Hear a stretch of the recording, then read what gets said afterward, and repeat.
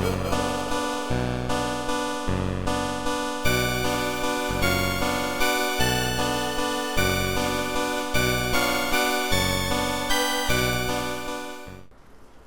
everyone, this is LittleCynic, and this is going to be a shut up and read, just a little bonus video, just because I didn't want to waste time during the actual Let's Play reading the diary. I thought I would just do an extra bonus video where I read the entries, just for those who actually care about the journal but don't want to waste time watching the full videos, or for those who don't want to hear me talk about the diary, they can just continue with the remaining videos. Anyway, I'm gonna do a quick reading of the diary. Welcome to Seattle. This is what's left of our world, a dying oasis. No more water, no more life. The war between man and shadows. Devastation. The interstate is full of the abandoned vehicles that were trying to escape the city. A shortcut to the safe point can be found on the other side of the road. So this is where I left off. I was reading from the first episode, so I'm actually gonna just start again, just so everyone's caught up. I never thought that I could do something like this, resorting to a diary to express myself. But come on, what have I got to lose? My name is Randall Wayne. My friends call me Randy. However, I don't know many that call me that. A few days ago I turned 33. I live in Hope, a small town in British Columbia. We are in a valley surrounded by nature, which is situated in the southwest of this great country called Canada. Here we have everything we need to be happy. If you compare my town to other cities, they're garbage. If I speak about the cities that I see on TV, Hope always seems the best place in the world for a man like me. My work also keeps me happy. I'm a park warden, right here in the mountains. My work requires me to spend a lot of time far from home and to be in direct contact with the trees and the animals. I normally hike up the mountain by myself. Man can trust the mountain. The mountain never disappoints you. I don't need anything else. Sometimes having someone close is dangerous. Ordinary people speak too much and always disappoint you in the end. Blank. June 6th. I lost my sense of direction today in the forest. I was going back and forth from the cabin, but I wasn't able to find the way back. In spite of having the right way right in front of me, I couldn't see it. Tomorrow I have to go back. It seems that there are poachers looking for trouble. I hate people that look for trouble, because those who look for it will always find it, although what they find might not be exactly what they expected. In the afternoon I found a deer which had been run over on the road. It was a strange day. September 9th. Where have you been hiding, my dear diary? I have my daughter to thank for finding you again. Maybe she was reading it. I forgot to write, I know, and already summer is almost gone at a stroke. I like this exercise of writing, opening myself to others, even though nobody will read it. It gives me peace of mind. I feel that I exist. Also, I like to read things like this in the books that I carry to my watches. You never forget the thump, eh? A blow on the very heart. You remember it. You dream of it. You wake up at night and think of it years after, and go hot and cold all over. J. Conrad. I was the same age as my daughter when my father abandoned my mother and disappeared for good. I think that childhood event really affected me and stayed inside me just like a burn that will always leave a scar on your skin, although the wound is closed. A vivid memory of what it became. When you abandon something, it's because you don't want it. I believe so. I will never be like him. I will never abandon those that I love. Between a father and a son, there are big differences. October 2nd. Today I have a headache, sore bones, the cold weather has begun, and the mountain is getting ready for the new season. I also had a terrible migraine in the afternoon. October 10th. What an obsession. I spent whole days with numbers in my head. 10 for here, a 16 for there, an infinite number of trees that I have counted in the forest. 3 foxes, 1 bear, 10 words said in all day, and 30 times that I have sat down to see the horizon with binoculars. 252 steps from the cabin to the road. 30 steps to go around the cabin. I don't know how many words there are in this diary, but there are many more words that are burning inside me, the words that I don't write. I'm afraid of closing my eyes and dreaming. I'm having this fear of everything coming back again. And the wind of the past hits my back. This loneliness doesn't seem enough, and nor is enough to write on this notebook now. Sometimes I also see what happens if I'm awake. October 15th.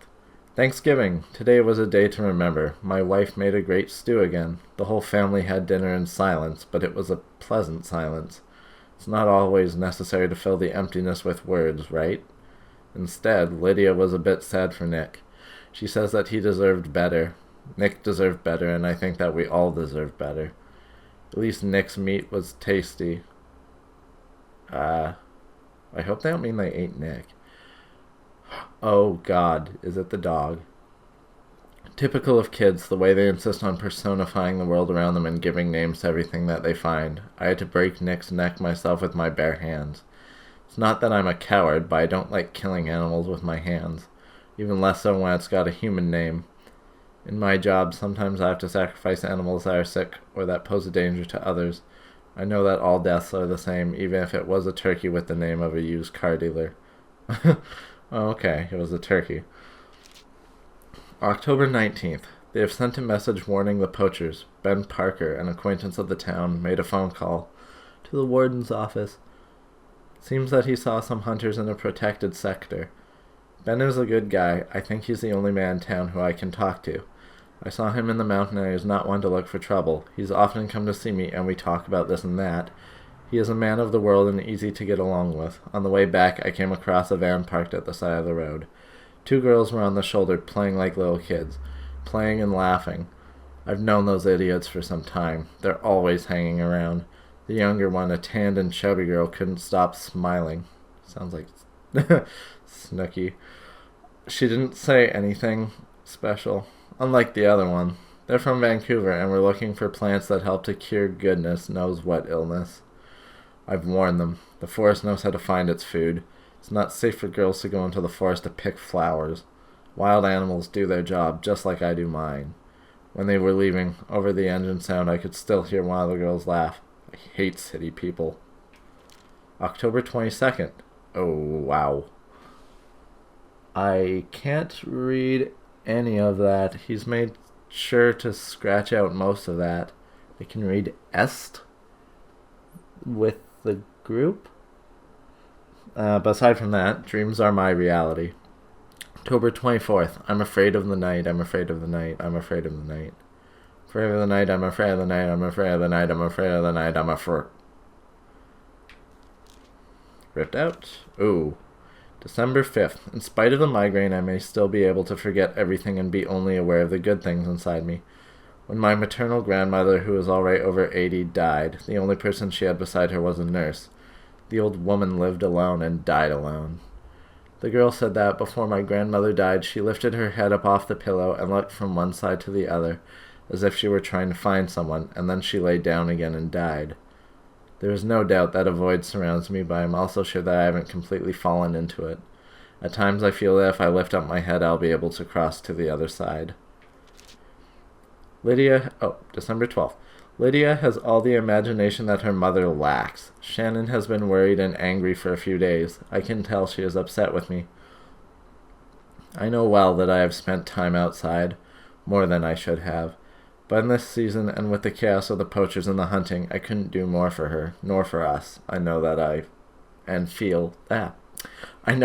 I feel sorry. December 25th. Christmas. Don't you like it, Randy? The mountain is beautiful. Merry Christmas. Happy 1986. January 14th. Yesterday I went back to Harry's Corner for the first time in a year.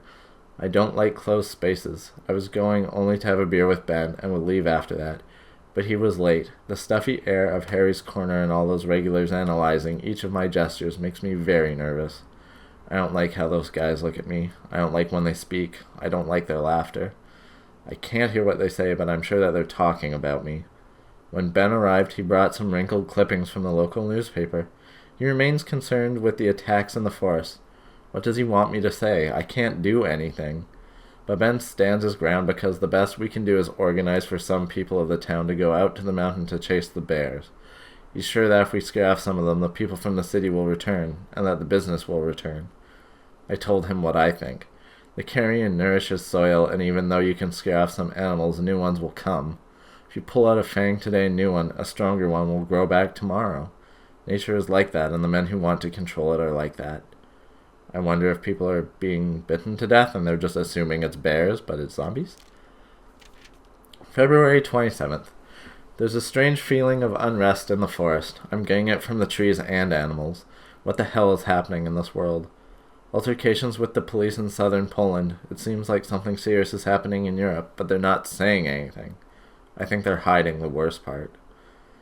People say that the army is launching chemical agents over a little town. The people are mad furious. Several cops have died, but the government denies it. It's snowing again today, and the silence here is scary. March 1st. Since that strange dream that I had, it seems like the world is awaking every day with a new revolution. Normally I don't pay too much attention to the news or television, but something serious is happening, that's for sure. Shannon is worried too. She wants us to go to the town to buy some food. Supplies, she says. She says that she's talked with some neighbors and they're getting prepared. There's been lots of tension that seems forgotten in Europe. A wave of violence? A new world war? I already said that you can't trust those commies. Ooh. March 7th. A week has passed since the last time I wrote. I didn't really know quite what to say today. They're talking about an infection. People are getting ill all around the world. They die easily.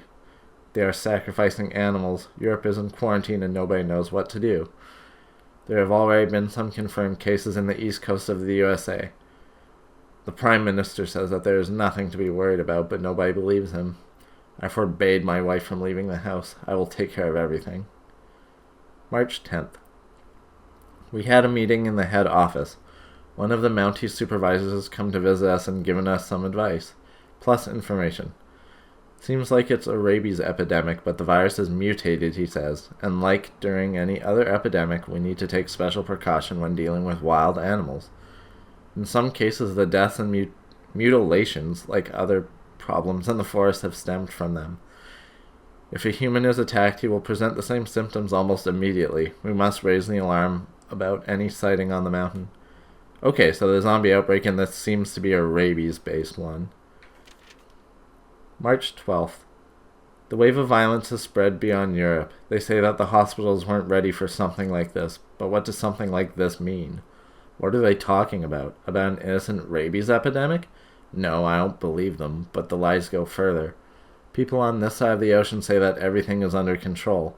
They're talking about more than 300 people being affected, but I don't really know if that word means the dead or the infected. Those bastard politicians, they keep lying. Today, a plane crashed in the Gulf of Mexico. Nearly 150 people are missing. And is God considering doing anything? I'm not a religious person, but I know that any wild fox that I protect out there is stronger and fairer than the God that they pray to. I need to go back to the forest, go back to the place where I am, who I am, and where nothing worries me. March 16th. Nobody walks the streets alone. Everybody goes with somebody else. We can chew the fear like wasted chewing gum that lasts forever. They broadcasted some images on TV. A man entered a bank and without saying anything attacked the workers and customers. He didn't take a single cent. When he went out, the police shot him, but he kept walking towards them without fear. Too much blood on TV these days. March 23rd. Shannon, my wife, is very nervous, but she doesn't want Lydia to know it. We keep her out of it. March 25th. We've lost communication with the outside world. Yesterday I switched on the TV and they were broadcasting an emergency signal together with an irritating buzz. Also, those cowards in Ottawa are hiding. The radio isn't working either. We can't hear anything.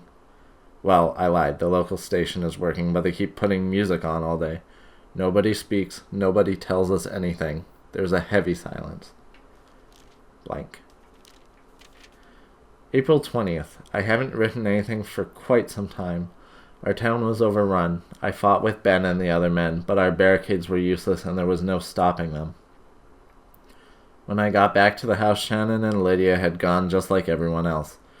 There had been a mass exodus from the town of Hope. Parker and I followed since then. We haven't separated even to answer the call of nature. We pee together. We walked through the forest, fleeing the catastrophe, channeling our remorse, until we reached Vancouver. We thought that in a big city things would be better. That's where we'd find our people. How naive we were. Wait, that says, that's we'd find our people. Typo. Vancouver is unrecognizable. There is no food, no fuel, no hope. We ran away taking shelter like animals, barely sleeping. There are hundreds of these things everywhere. Shadows. That's what they've called them since it started. Oh, so they call the zombies in this shadows. So I guess that's why it said to use that item on the shadow. So they're not zombies, they're not walkers, they are shadows. Shadows that live in the darkness, that once had human form, that once belonged to men. Shadows of a life that has ended. Their sinister wails torment us night after night. I think of Shannon and Lydia every second. They're out there somewhere, frightened and on the run. Talk about looking for a needle in a haystack. I miss them so much. April 30th. Today Parker and I discovered a group of survivors. They had been hiding since the city collapsed more than a month ago, like in hope. They no longer have water and food. They are scared. They drift around the city suburbs, and for a moment they were about to kill Ben and me. The group is composed of 2 adult males and 2 women. They are armed. One of the men is a cop, but he is very old. The other seems like he's never shot a gun in his life. He looks like a university professor. Redhead, skinny, cannon fodder. The women are twins, young. They are a reflection of each other. It seems that they're not related to the men, but I don't know why the men have been protecting them for such a long time. The old man says that he heard a message on the radio from a crashed police car. The message talks about a city on the other side of the border. He wants us to go south. He already talks about us as if we were a group. We, he says. We must help each other, he says. Ben thinks that it's the best to all go together, a group, a herd. Tomorrow we'll head to Seattle. There's talk of a safe point, a migration. Shannon and Lydia, they're somewhere on that road. Ripped. May 14th. Surviving is not child's play, particularly when darkness falls. Nights repeat themselves and our travels never begin. We travel slowly, stealing fuel from abandoned cars. Sometimes we come across the shadows, other times we must confront them. You must shoot them in the head, that's all. This is the only vice that God gives us to survive his apocalypse of the dead that wake up and walk. But if it's true they are not alive, why do they need to feed on us? Now the nightmare doesn't end at sunrise. We woke up at dawn in an abandoned bar next to the survivor group from Seattle, together with Ben. The twins were not sleeping this time. No, instead they were screaming. They were screaming outside. The university professor was outside for his watch. The university professor had been attacked while he was watching over us. A bite on his arm. He was bleeding.